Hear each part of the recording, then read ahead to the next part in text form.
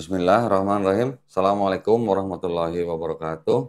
Waalaikumsalam. Alhamdulillahirrabbilalamin. Wassalatu wassalamu ala rasulillah.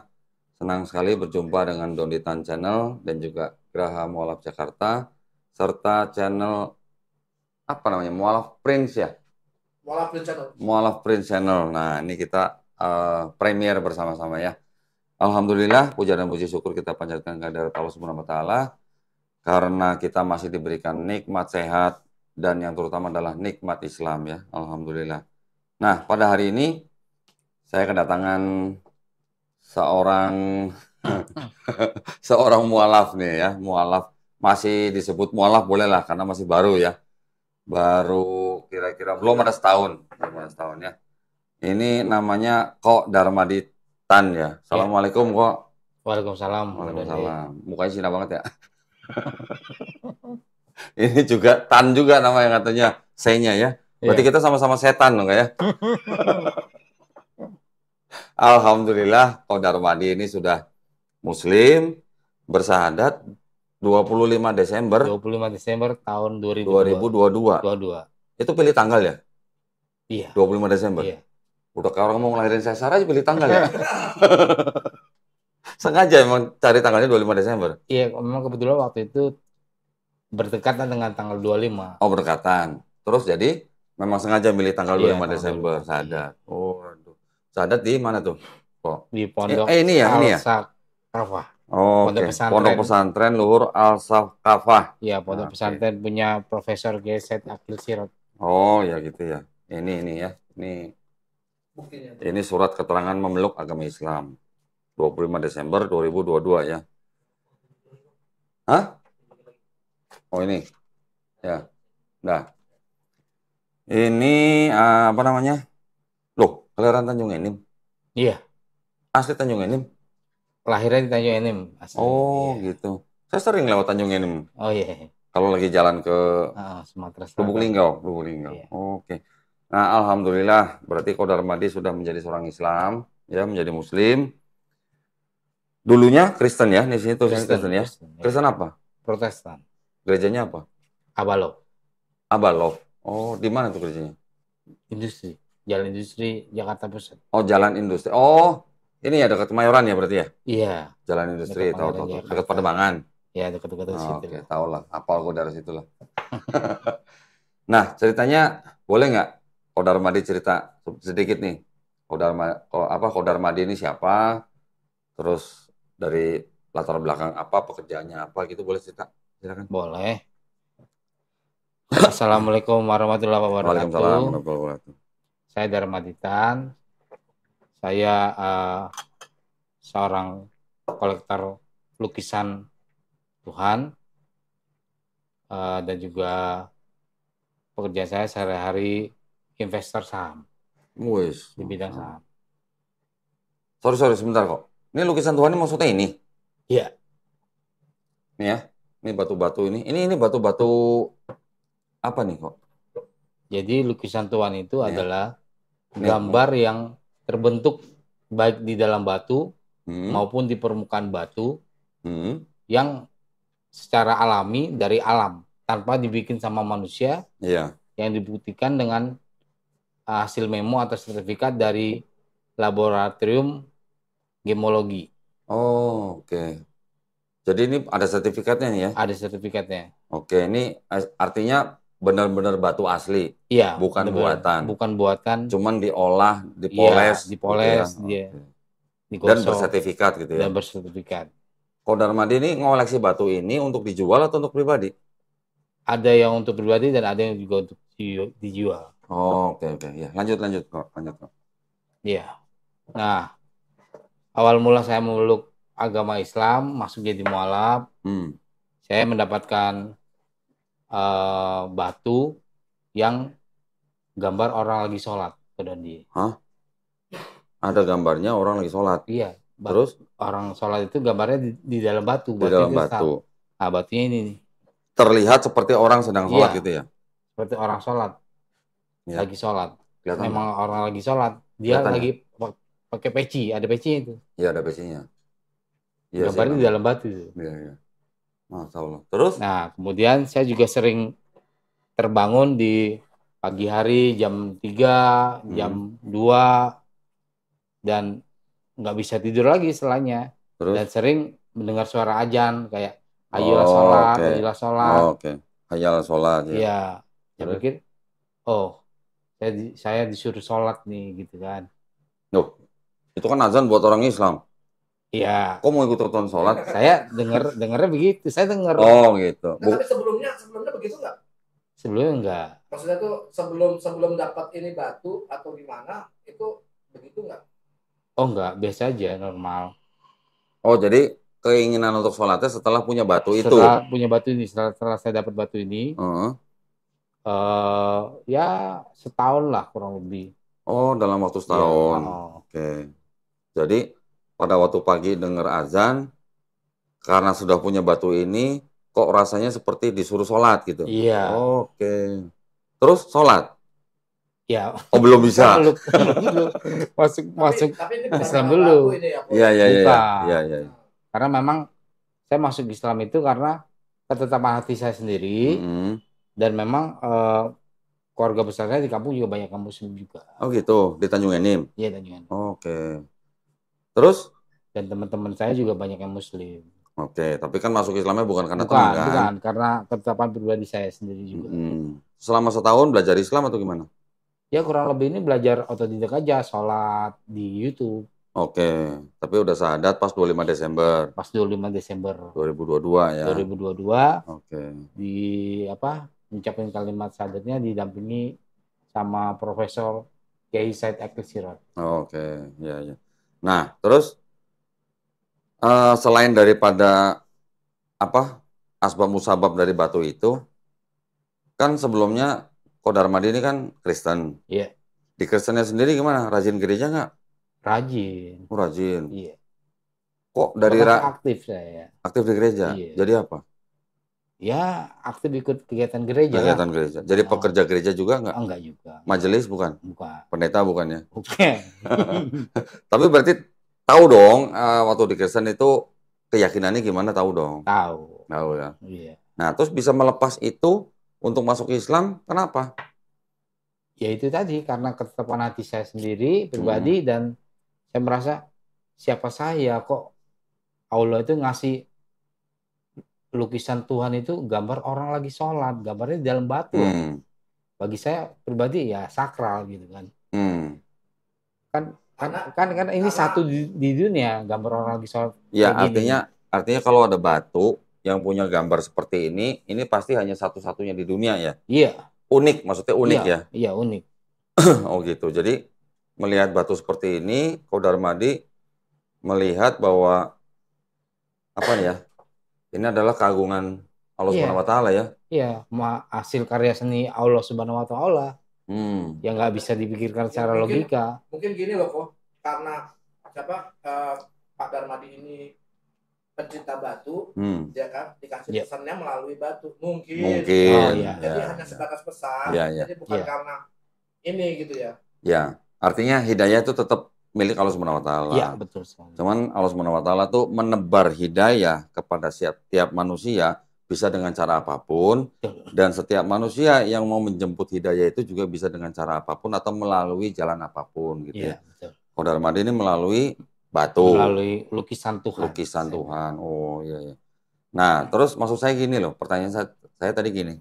Selama Kodarmadi jadi Kristen, kan Kodarmadi ini meyakini bahwa Kodarmadi ini bisa selamat dan masuk surga hanya percaya Yesus sebagai Tuhan dan Juru Selamat. Iya.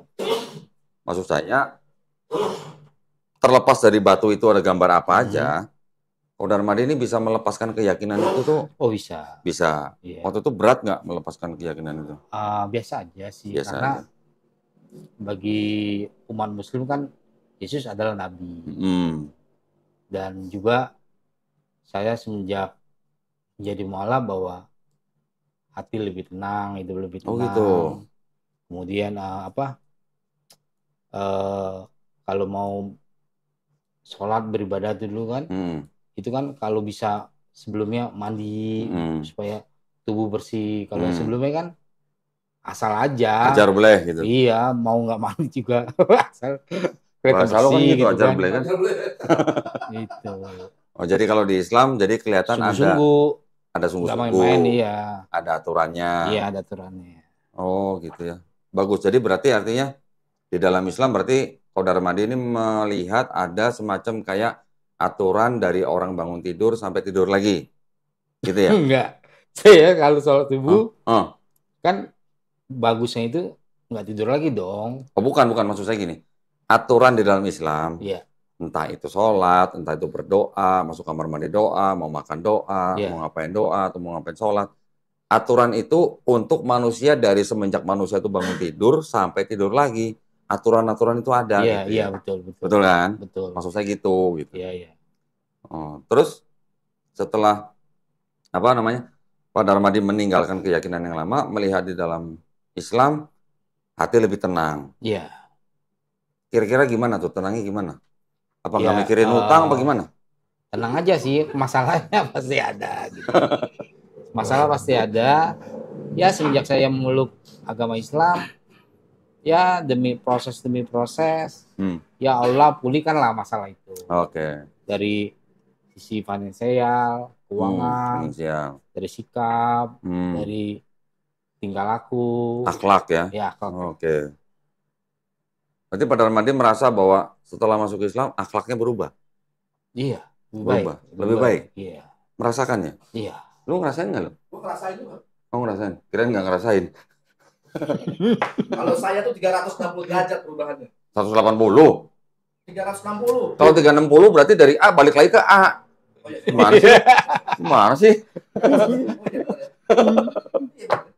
Kalau lu berubah itu namanya 180 derajat dari A menjadi B misalnya. Gue balik lagi dong begitu. Nah, kalau lu 360 berarti balik lagi ke A. Gimana sih? Oke, jadi profesinya Pak Darmadi ini apa sebagai kolektor batu? Sebagai kolektor lukisan lukisan Tuhan. Di media batu. Iya, di media batu, betul, batu gambar. Selain ini juga sebagai investor saham. Iya. Oke. Keluarga juga Kristen semua? Keluarga Kristen semua. Sekarang masih sama istri atau sudah? Oh, udah enggak. Oh, sudah enggak? Berpisah? Iya, udah pisah. Tahun kemarin, saya baru tahunya itu setengah tahun kemudian setelah saya masuk mualaf, saya baru tahu, status saya ternyata cerai hidup. Hah? Maksudnya? Gimana ceritanya? Maksudnya saya tahunya masih punya istri. Setelah saya masuk mualaf, kan istri saya nggak tahu. Keluarga juga nggak ada yang tahu. Terus? Kan saya ganti agama jadi agama Islam di KTP kan, diperbarui. Pas KTP jadi orang apa yang itu juga bingung. Lah, KTP Bapak yang lama kan statusnya kawin. Kenapa yang baru jadi cerai itu? Loh, saya juga bingung. Maksudnya waktu Pak Darmadi mau ganti keterangan agama di KTP, Pak Darmadi ke mana? Ke kelurahan? Dukcapil. Ternyata status Bapak sudah cerai hidup, bukan menikah. Iya. Oh, berarti sudah ada yang mengganti. Iya. Pada artinya waktu itu saya diceraikan secara sepihak gitu loh. Oh, gitu. Karena akte perkawinan asli itu masih saya pegang dan surat nikah dari gereja gitu. Oh, gitu. Sampai saat ini masih saya pegang. Nah, waktu setelah Pak Darmadi bersahadat, berapa lama setelah itu baru ngasih tahu istri atau keluarga? Ini karena waktu saya ngucapin kalimat syahadat kan ada diliput media juga dari tim medianya Pondok Pesantren Al-Sakafara yang punya Kiai Said Akil Sirot. Dan saya pasang foto PPWA saya dengan Kiai. Ya mereka tahu lah. Saya nggak kasih tahu mereka. Tapi mereka tahu ya dari PPWA. Pada waktu Pak Darmadi bersyahadat, itu masih tinggal bersama keluarga atau sudah pisah? Oh, sudah pisah. Sudah pisah rumah 2 tahun. Oh, sudah 2 tahun. Oh, berarti sudah pisah dulu, bersahadat, terus tahu sudah diceraikan secara sepihak.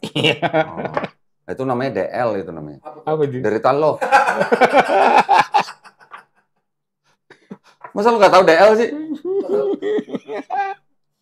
Ya tapi nggak apa-apa ya. Semua jenjang atau tahap dalam kehidupan kita itu tidak ada yang kebetulan, Pak. Ya, betul. Kita boleh berikhtiar. Ya. Apapun rencana kita, Allah yang menentukan. Betul, kita serahkan sama Allah. Ya. Yang Yang penting kita ikhlas. Ya, betul. Jadi seorang muslim itu adalah seorang yang berserah diri, walaupun berusaha, berikhtiar, bekerja keras dan segala macam. Kalau memang sudah izin Allah Subhanahu wa taala, kita pasti menjalaninya gitu. Ya. Itu yang namanya kodok kodar gitu, Pak ya. Amin. DL. Wah, terus jadi gimana? Setelah masuk Islam, Pak Darmadi melihat kehidupannya tambah terpuruk, apa biasa aja, sama aja, atau tambah baik? Tambah baik sih, demi proses ya. Nah, proses. Iya, sampai sekarang ya proses lebih baik sih. Oke, dari tambah baik. Iya. Alhamdulillah. Dengan keluarga, maksudnya orang tua atau ini ada masalah? Saya orang tua udah nggak ada, udah lama ya. Oh, dua-duanya udah nggak ada. Dua-duanya. Oke.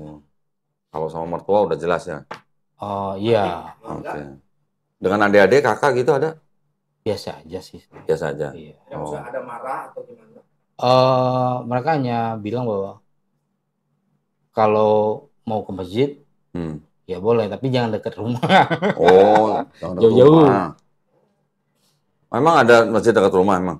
Ya ada lah. Kenapa boleh dekat rumah? Ya mungkin mereka malu kali ya. Oh, malu aja. Nggak boleh tunjukin ke tetangga bahwa Iya. Islam gitu. Malu dengan tetangga maksudnya. Iya. Oke.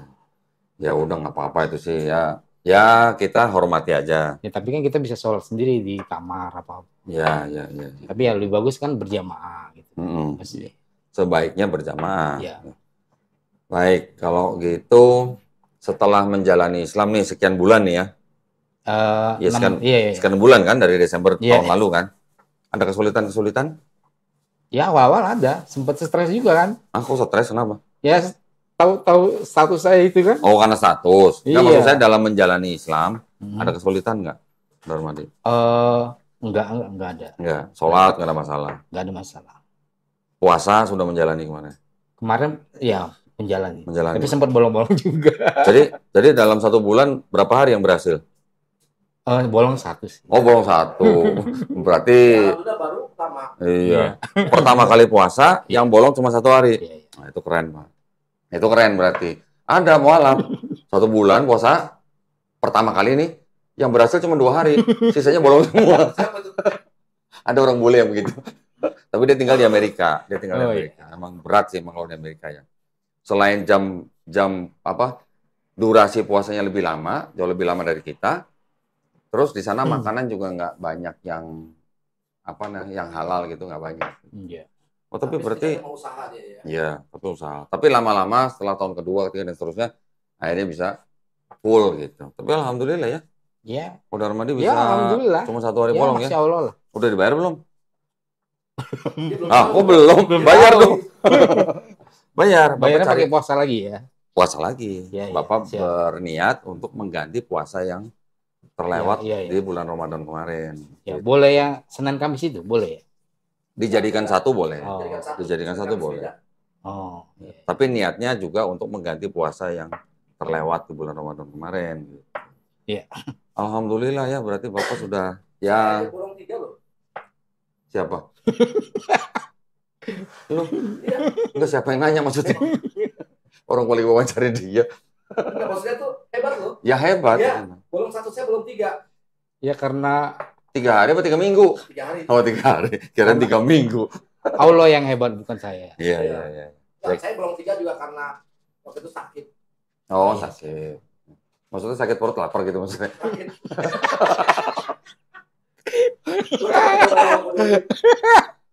Loh, ini kan macam-macam ya.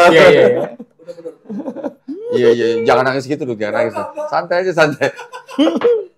Iya. Nah, alhamdulillah. Kita dengerin lagi dari Pak Darmadi ini. Gimana pengalamannya selama menjadi Muslim gitu? Ada pengalaman menarik nggak gitu? Saya semenjak jadi Muslim kan, saya kan lagi proses sidang gonogini sekarang. Oh, sidang gonogini. Saya ngekos di rumah temen lah, gitu kan. Kebetulan dia juga Muslim. Oh iya. Terus? Cuma kok dia jarang ke masjid. Oh. Malah ya saya pikir saya harus jadi contoh lah buat dia. Harusnya dia dong yang jadi contohnya.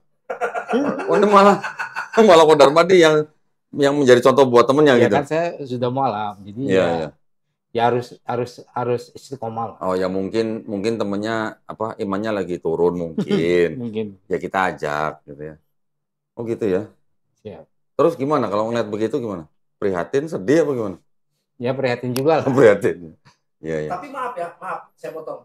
Pada saat di Kristen ada yang nggak gereja segala macam kan ada kan yang gitu. Ada. Ya. Itu pedulinya kayak gini nggak? Lu kok nggak gereja? Ya beda sih. Kan ini kan kok prihatin begini dia berusaha untuk supaya bisa ayo dong sholat. Nah waktu di dulu itu gimana sikapnya, perasaannya gitu? Cueknya dulu ya. Enggak, maksudnya si Andre ini nanyanya gini, waktu Qadar Madi jadi muslim, ngelihat sesama muslim ada yang nggak sholat, Qadar Madi bilang prihatin. Iya. Tapi dulu waktu Qadar Madi masih jadi Kristen, ngelihat orang Kristen yang nggak ke gereja gimana? Ya cuek aja. Biasa aja. Oke. Ya. Itu loh maksudnya. Iya, biasa aja. Jadi ada perbedaan. Terus kira-kira ada yang Qadar Madi rasa berat nggak kalau misalnya dulu di Kristen makan babi gitu misalnya? Sekarang muslim udah nggak boleh makan babi, gimana? Enggak sih, karena kan sudah dilewati awal-awal aja beratnya. Oh, awal-awal. Iya. Waktu awal-awal masih kebayang-bayang tuh ya. Baunya, harumnya babi gitu ya. Kan haram di muslim. Iya, maksudnya kan di Islam diharamkan. Iya. Pada waktu baru memeluk Islam, kangen nggak sama harumnya babi udah gitu? Lagi. Oh, udah enggak. Tahu nggak sih aturan Islam tuh banyak banget? Ya taunya babi itu haram. Tidak, maksudnya tuh aturan Islam sholatnya sampai 5 kali kan. Kalau tahu sholat ya mesti 5 waktu. Iya kan, kalau dulu kan nggak perlu. Iya. Kan? Kalau Jumat itu kan sebenarnya kalau mau dibilang, ini menurut orang Kristen juga, bahwa di dalam Kristen itu mereka boleh berdoa sepanjang waktu, mereka selama nggak tidur gitu. Ya mereka melakukannya maksudnya bukan dengan ritual gitu. Bukan dengan gerakan-gerakan tertentu, tapi kapan aja mereka berdoa. Iya. Kita umat Islam juga bisa begitu, Pak. Kapan aja kita mau berdoa juga boleh. Iya, boleh. Tapi berdoa pribadi, bukan melakukan sholat. Tapi sungguh-sungguh. Iya, tapi saya tanya itu ritualnya. Nggak ada. Kalau ritual kan mereka biasanya di gereja. Nah, ini kan aku tanya sama Pak Darmadi, ini kan repot nih. Iya. Menurut Pak Darmadi repot nggak sholat 5 waktu? Ya awal repot, tapi sekarang udah terbiasa ya. Jadi udah habit. Sekarang gimana jadinya? Ya udah terbiasa, udah habit aja, udah enteng aja. Udah enteng. Alhamdulillah ya berarti ya. Ya alhamdulillah. Padahal kan sebenarnya kan gini, orang sholat itu kan cuma sebentar ya. Ya sebentar, paling di masjid 10 menit lah ya. Bukan, maksud saya gini Pak, orang sholat kan cuma sebentar, cuma selama hidup doang. Oh iya. Kita udah mati juga nggak sholat gitu kan. Iya. Gitu Andre. Kalau kayak mau nangis gitu sih. Gue tuh pegel kalau ngomong sama pemerintahan, bukan? Tangan gue pegel. Loh, gue salah apa bener? Bener. Oh, bener. Kalau bener. Ya artinya kita selama hidup doang sholatnya. Iya betul. Kita udah mati juga nggak sholat lagi kan? Iya. Tapi bekal buat bisa gerak. bekal kita nanti untuk di akhirat kan untuk sholat. Di akhirat, iya betul. Itu maksudnya. Bukan cuma 5 menit, 10 menit. Ya terus selain itu, misalnya nggak boleh makan babi, masalah sholat, puasa tadi bolong cuma sehari, keren. Ada lagi Pak yang pengalaman Bapak ya? Gitu? Saya rasa udah cukup sih, nggak ada. Lagi. Oh berarti sekarang jomblo nih ya? Oh iya. Kenalin. Maksudnya? Iyanya tuh ya. Oh iya.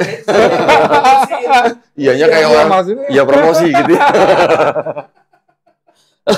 Berarti sekarang lagi nyari Pak? Ya kalau atas izin Allah ya. Oh iya, keren jawabannya. Setidaknya dia mualaf bukan gara-gara perempuan. Ya, bukan. Itu aja. Karena ketetapan hati saya. Betul. Udah ada calon belum Pak?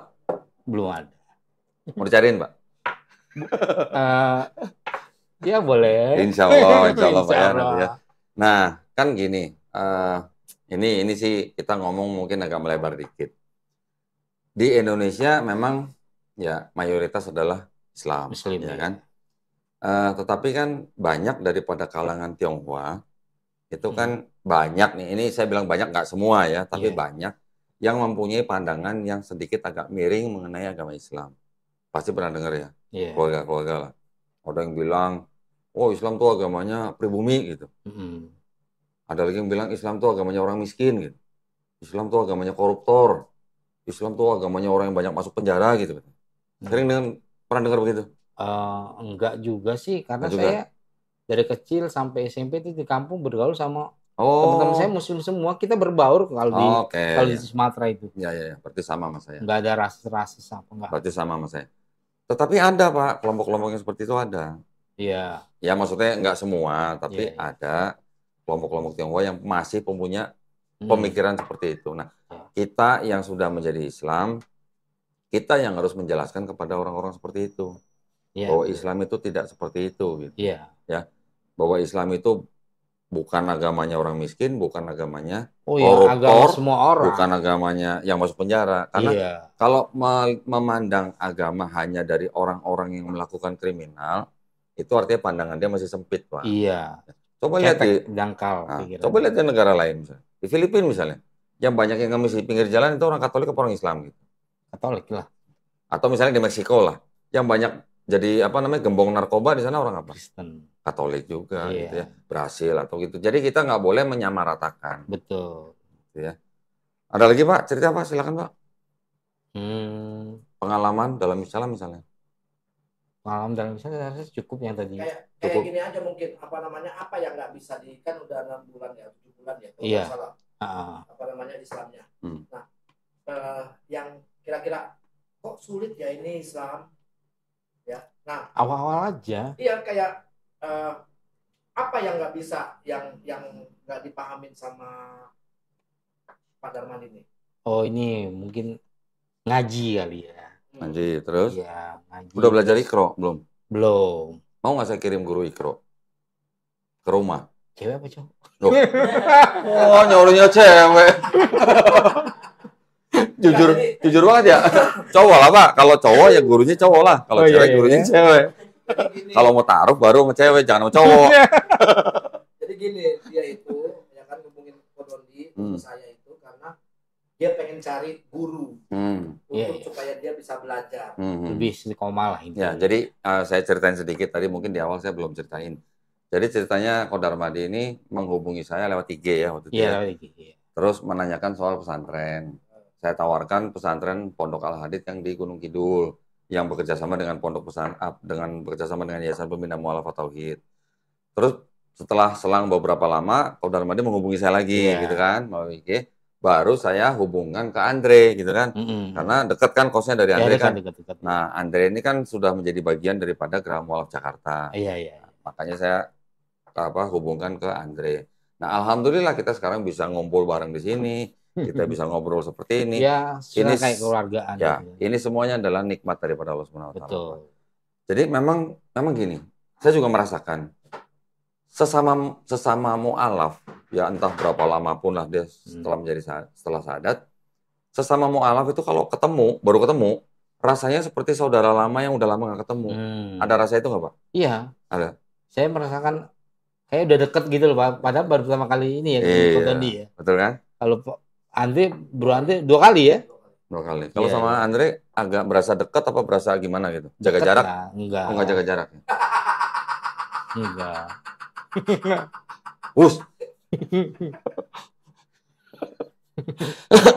Ya kan ada rasa seperti itu kan? Iya. Karena apa Pak? Karena ada rasa di dalam hati kita yang sama. Iya. Kita ini adalah orang-orang yang hanya berserah diri kepada Allah Subhanahu wa taala. Betul kan Pak? Iya, betul. Gitu. Alhamdulillah ya Pak ya, berarti ya. Masya Allah lah, alhamdulillah. Ya. Terus ada lagi yang mau ditanya? Ada itu perihal misalkan kayak yang saya cuma pengen supaya ada netizen yang tahu ya bahwa apa yang dibutuhkan Bang Darmadi ini. Ini memang Bang Darmadi ini bisa beli memang ya.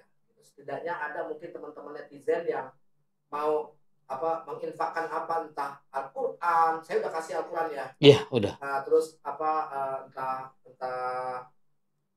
sarung, entah apa, karena mereka terkadang sama mu'alaf itu ya kayak mereka ingin kayak berbagi. Mereka butuh istri. Oh gitu ya. Itu PR-nya Andre. Oh, PR-nya Andre. Tadi udah bilang.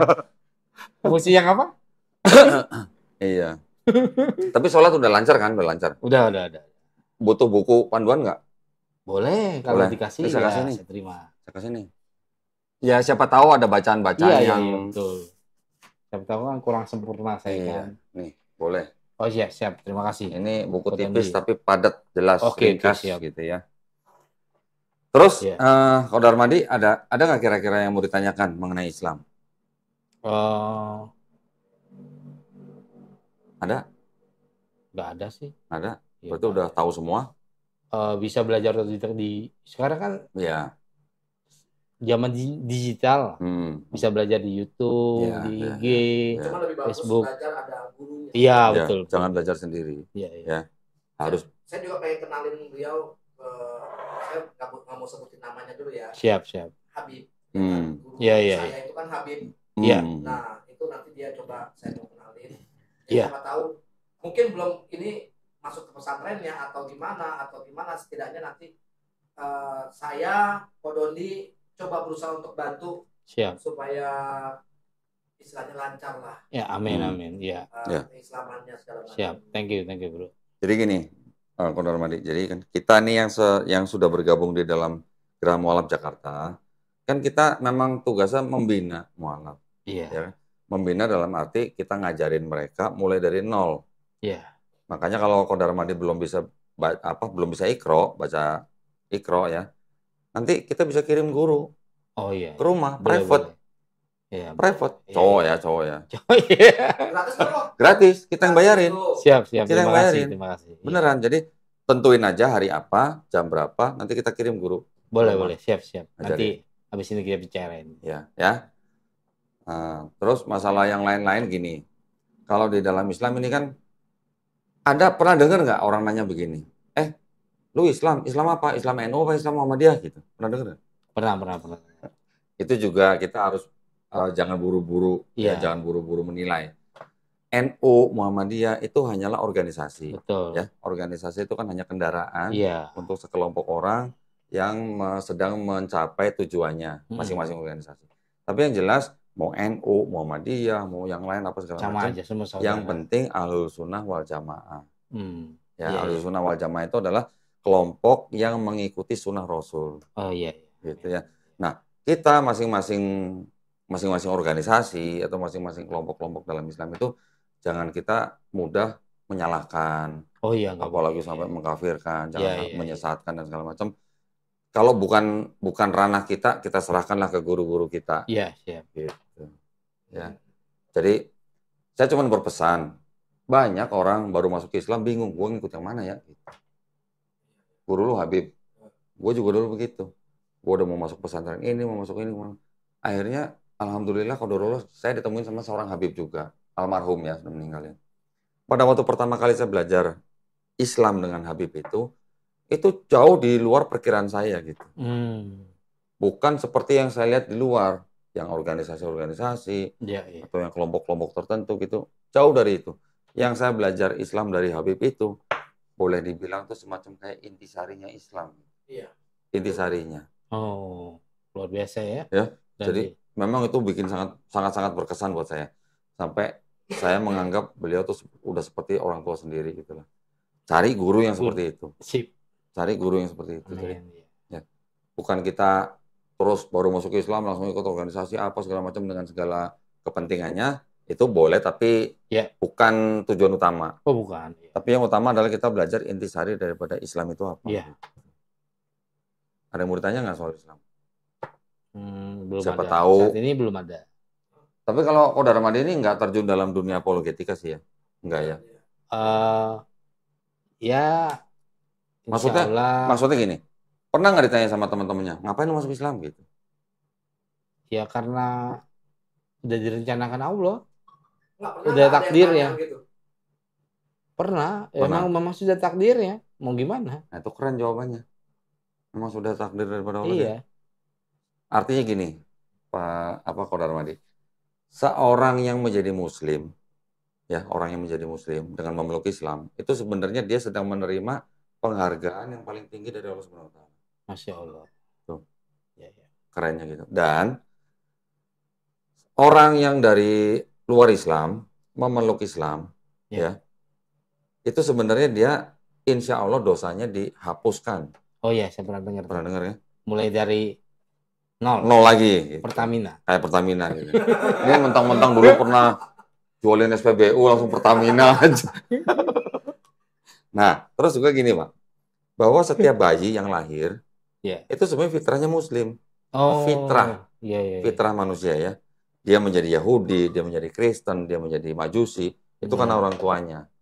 Tetapi pada waktu bayi ini nanti besar, balik, terus kemudian dia menerima informasi tentang Islam, terus kemudian dia misalnya sampai menerima Islam, sebenarnya dia bukan pindah agama, tetapi dia balik kepada fitrahnya. Pada takdirnya. Fitrahnya Muslim gitu. Setiap roh sebelum dimasukkan ke dalam setiap manusia, bayi, itu sebelumnya tuh sudah ditanya sama Allah Subhanahu wa taala. Siapa rohmu? Ya Allah Subhanahu wa taala. Oh iya. Tetapi pada waktu roh itu sudah masuk dalam manusia, itu sudah dilupakan. Manusia sudah lupa semua. Nah, dengan manusia itu menerima info tentang Islam, menerima dakwah tentang Islam, kemudian meyakini dan mengimani. Nah, artinya nanti pada waktu kita kembali ke akhirat, kita sudah mengulang sumpah kita sebelum kita jadi manusia. Oh iya. Ya, tapi kalau yang lupa terus kemudian dia istilahnya tidak menerima Islam, nah, itu pertanggungjawabannya nanti. Ya. Itu prinsip-prinsip Pak ya. Prinsip-prinsip dalam Islam. Jadi Saudara Madi, alhamdulillah harus merasa bersyukur.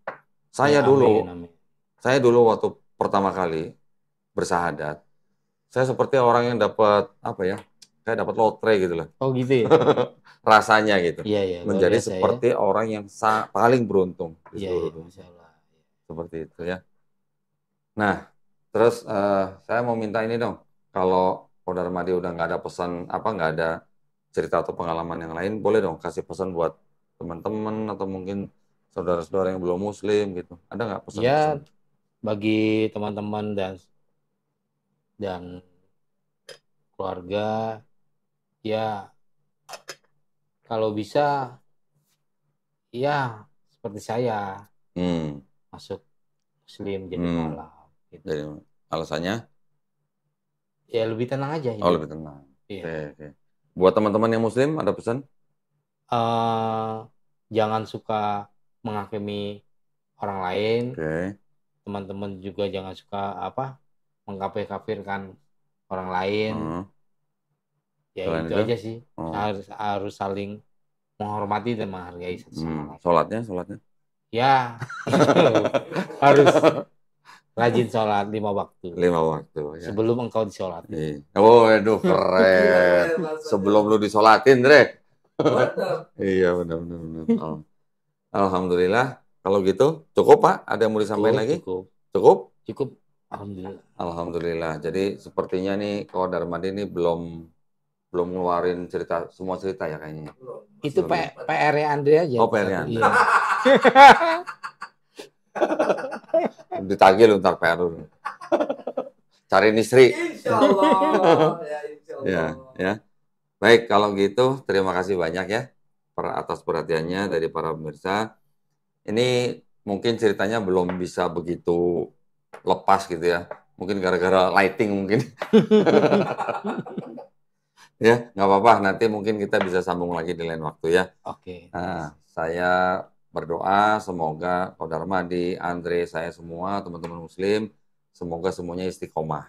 Amin. Ya, amin. Dan juga husnul khotimah. Amin. Ya, baik kalau gitu sebelum saya pamit, buat para pemirsa seperti biasa yang ingin mendukung perjuangan dakwah kami, silakan bisa mengirimkan ke BSI dengan nomor rekening 111 889988 atas nama YPM atau Jakarta dan bisa mengkonfirmasikan ke call center YPMA yaitu di nomor 0813 9883 7007. Barakallahu fikum, semoga partisipasi para pemirsa diterima di sisi Allah Subhanahu wa taala sebagai amal jariah ya. Amin ya rabbal alamin.